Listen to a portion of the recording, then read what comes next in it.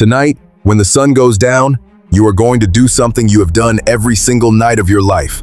You will lie down on a soft surface, close your eyes, and within minutes, you will lose consciousness for hours. But here is the question nobody asks. What did your ancestors do when none of that existed? The answer is far stranger than you think. For 99.9% of human history, beds did not exist. Mattresses did not exist. Pillows did not exist. And yet your ancestors slept deeply, better than you. Think about that for a moment. You have spent your entire life fighting insomnia, tossing and turning on a mattress that cost thousands, surrounded by artificial darkness and forced silence. And still, you cannot sleep. They lay down on the ground, surrounded by wild animals, with no walls, no roof, and they slept perfectly. Why? The answer changed everything scientists believed about human sleep. In 2015, researcher Jerome Siegel from the University of California did something no one had ever done before. He traveled to Tanzania, Namibia, and Bolivia, not for tourism, to study how 3 of the last remaining hunter-gatherer tribes on Earth actually sleep: the Hadza, the San, and the Tsimane. What he found left the scientific community speechless. These tribes did not sleep 8 hours. They slept between 6.5 and 7 hours per night, less than most of us believe we need. And not one of them had insomnia. Not one. Not a single individual among the 94 people studied reported any difficulty falling or staying asleep. But the most surprising thing was not how much they slept. It was when they slept. They did not go to sleep when the sun went down. They waited 2 to 3 hours after nightfall, and they woke up before sunrise.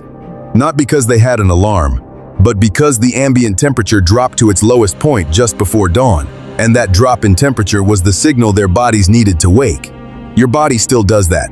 Right now, as you read this, your body temperature is rising and falling on a 2-4 hour cycle that your ancestors carved into your biology hundreds of thousands of years ago. When your temperature drops, your brain understands it is time to sleep. When it rises, it understands it is time to wake. The problem is that you live in a room held at a constant 70 degrees, with heating in winter and air conditioning in summer. You have eliminated the signal your body needs to function. But let us go back to the original question. Where did they sleep? For hundreds of thousands of years, humans slept on the ground. Not just any ground, prepared ground. Archaeologists discovered in Sibudu Cave in South Africa layers of carefully stacked vegetation dating back 77,000 years.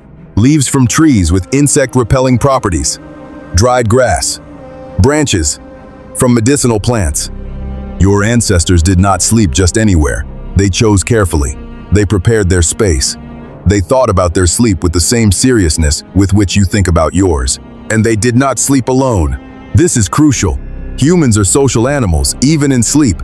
Hunter-gatherer tribes slept together, in groups, not because they were cold, although shared warmth helped, but because sleeping in a group meant that while some slept deeply, others were in lighter stages of sleep and could detect danger. Your brain still runs that program. That is why many people sleep better when they are not alone. That is why the sound of another person breathing beside you can feel strangely comforting rather than annoying. Your primitive brain interprets that presence as safety, as confirmation that someone is keeping watch while you allow yourself to lose consciousness. But there is something else researchers discovered that no one expected. Your ancestors did not sleep in one continuous block.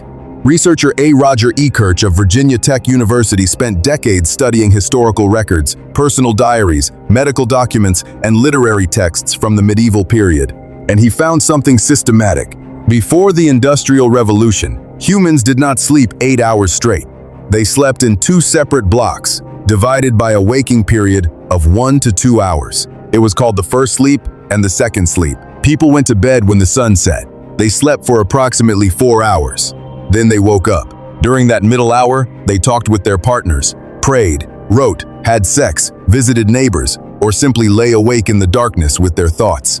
And then they went back to sleep for another 4 hours until dawn. This was not an anomaly. It was the norm for thousands of years. And it is still written into your biology. Psychologist Thomas Wehr of the National Institute of Mental Health ran an experiment in 1992 that confirmed exactly this. He subjected a group of people to 14 hours of darkness for several weeks, mimicking pre-industrial winter conditions. Within a few weeks, Every single participant spontaneously began sleeping in 2 separate blocks, with a quiet waking period in between. Nobody told them to, nobody planned it, their bodies simply remembered. What we interpret today as insomnia, that waking up in the middle of the night that fills you with anxiety and sends you reaching for your phone, may not be a sleep disorder at all. It may be your body behaving exactly as it was designed to behave for hundreds of thousands of years. And then came artificial light. With the invention of electricity and light bulbs in the late 19th century, humans, for the first time in history, could ignore the cycle of darkness. Nights became artificial days. Factories and workshops needed workers at any hour. The 2-block sleep pattern disappeared within decades, replaced by social pressure to sleep in a single 8-hour block. And we never went back. As for sleeping position, prehistoric humans did not lie down just any way. Archaeological and anthropological evidence suggests the fetal position was the most common. Legs pulled toward the chest, arms close to the body. A position that reduces the surface area exposed to cold, protects vital organs, and allows you to get to your feet in a fraction of a second when danger appears. Your body still searches for that position. That is why so many people instinctively curl up when they sleep, even on a soft mattress, even at the perfect temperature, even with no danger for miles.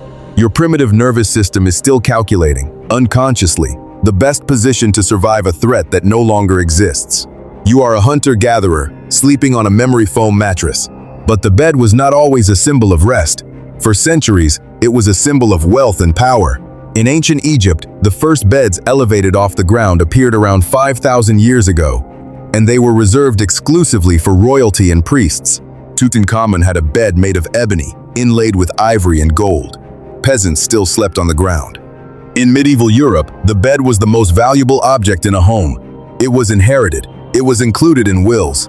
It was displayed in the main room to demonstrate social status. Sleeping on the ground was not poverty. It was normal for the vast majority of humanity, for almost all of human history. The first innerspring mattress was not patented until 1871. The foam mattress did not become widespread until the mid-20th century. Your bed is 150 years old. Your ancestors are 300,000. So what did humans do before beds existed? They did exactly what you do.